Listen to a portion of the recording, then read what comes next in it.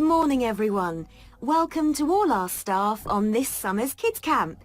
It's nice to see some familiar faces back from last year. Let's hope this year's camp is as much fun for the kids as last year. In our orientation programme this morning, I will introduce you to all the people you need to know at the camp. They each have a different responsibility in the centre, so it's a good idea to make a note of who does what. Well, first of all, you all know me, Jill Andrews. I'm the coordinator here. The next person you need to know is Mary Brown. She's our accommodation officer, so she deals with all the housekeeping matters concerning both the children's dormitories and your own accommodation wing. Next, we have John Stevens, who is our catering manager, and he organises all the menus. If you have any special dietary requirements, speak to John and he'll do his best to accommodate you. We sometimes find that the children complain about not liking certain meals, so if there's a real problem, you should get John involved. Then we have Alison Jones. She plans all the excursions and does all the bookings for the tour buses, etc. Alison also accompanies the children on the excursions and is responsible for making sure that the same number of children return to the centre as leave it. Tim Smith is in charge of physical education. He'll organise the big athletics carnival that we have at the end of the camp. But he'll also plan the individual training sessions for the kids. We have to remember that exercise is one of the key features of this camp. Last but not least is our wonderful Jenny James. She looks after any of the children who are homesick or have problems getting on with other kids here. So don't feel you have to deal with those problems yourself. A chat with Jenny usually does the trick. You'll notice that this year we don't have a resident first aid person. Instead, we have a qualified nurse on call at all times should anyone fall ill.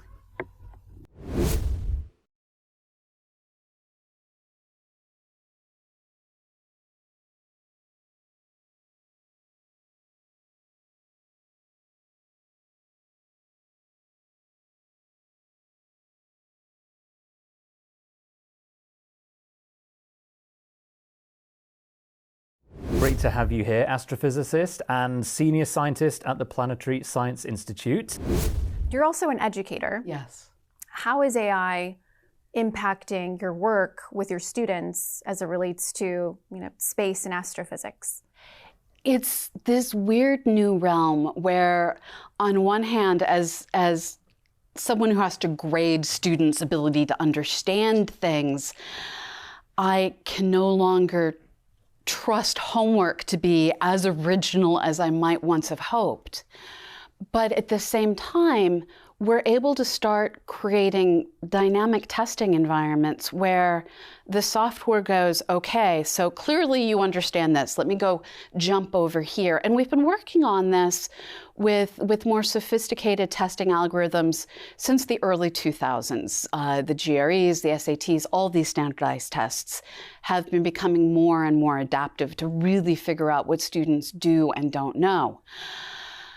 This also means that students who need extra help learning will be able to get that extra help if they have access to technology. And this is where we're going to see, I fear, an even greater digital divide, where we've seen during the pandemic students trying to do all their schoolwork through a phone, because that's all they had. And that's what they grew up with. And it's what they grew up with, while other children have access to multiple monitors on a high-end gaming computer.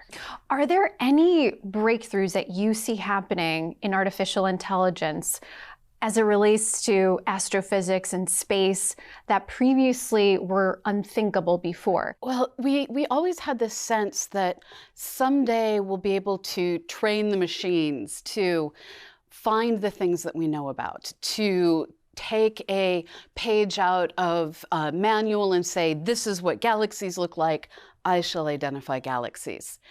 And that's what supervised machine learning is. But what we're learning is computers can go so much further now. They can actually go through and identify all the things we know, and then say, all these points of light, I don't know what these points of light are, but let me break them into groups based on these different little things about how they light up the sky. And this way of doing what's called unsupervised learning to make their own discoveries is allowing us to find things we didn't even know existed.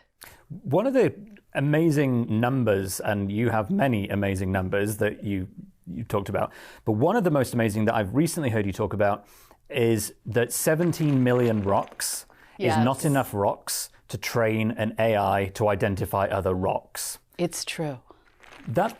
How is that possible? 17 million rocks sounds like a lot of rocks. It is. Even in a galactic sense, that's a lot to train. So can you talk us through how you figured that out and what that means for AI? So I got to work with the OSIRIS-REx mission as they worked to find a place that we could safely go and reach out and touch OSIRIS-REx and grab a sample to bring back to Earth.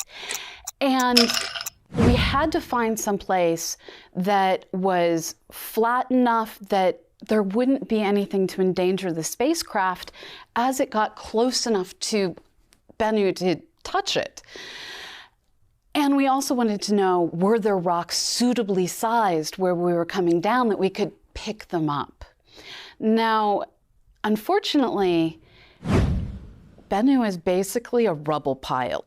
And with all these different rocks that come in all sorts of different colors and all sorts of different shapes, our software couldn't just look and say, okay, that's a boulder, I shall measure its longest axis. That's a rock, I'm just gonna say that's a rock.